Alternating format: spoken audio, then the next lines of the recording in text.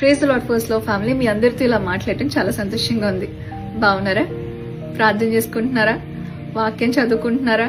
కొన్నిసార్లు మనకు అనిపిస్తూ ఉంటది కదా, అరే అందరి కోసం నేను సమయాన్ని వెచ్చిస్తూ ఉంటాను, వాళ్ళతో మాట్లాడతాను, వాళ్ళతో కబుర్లు చెప్తాను, కానీ నాకు కావాల్సినప్పుడు ఎందుకు ఎవరు ఉండరు?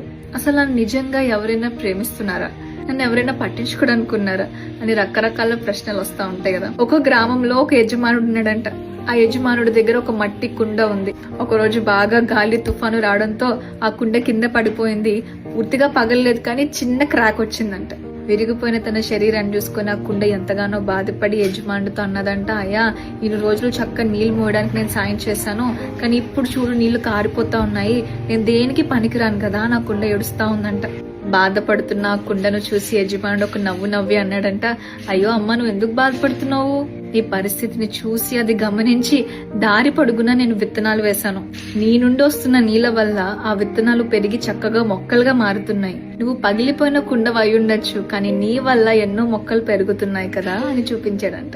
ఎందుకు ఈ విషయాన్ని మీకు స్పెసిఫిక్ గా చెప్తున్నానంటే, మేబీ మనుషులు వాళ్ళు మాట్లాడే మాటలు, వాళ్ళు ప్రవర్తించే విధానం వల్ల ఈ రోజు మీ హృదయాలు పగిలిపోయి ఉన్నాయేమో. ఎవరు మిమ్మల్ని ప్రేమించట్లేదు, మీరు ఒంటరిగా మిగిలిపోయారని బాధపడుతున్నారేమో.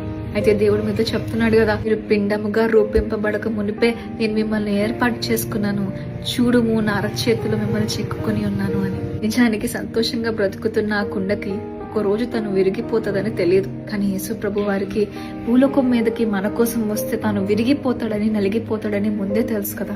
అయినప్పటికీ తన శరీరం మీద పొందుకోబోయే గాయాల గురించి లెక్క చేయకుండా తన శరీరంలోని ఆఖరి బొట్టు రక్తం వరకు మన కోసం దారిపోసి మన జీవితాన్ని పూలబడ్డ చేయడానికి సిద్ధపడిపోయాడే ఆ మహనీయుడు ఈరోజు మిమ్మల్ని నన్ను కుమార్తె కుమారుడు అని పిలుస్తున్నాడు.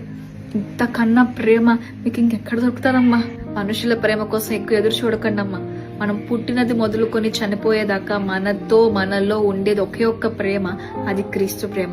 ఆ గొప్ప ప్రేమను మనం అనుభవించగలిగితే మన జీవితాల్లో కానీ మన హృదయాల్లో కానీ ఎలాంటి వెలితి ఉండదు.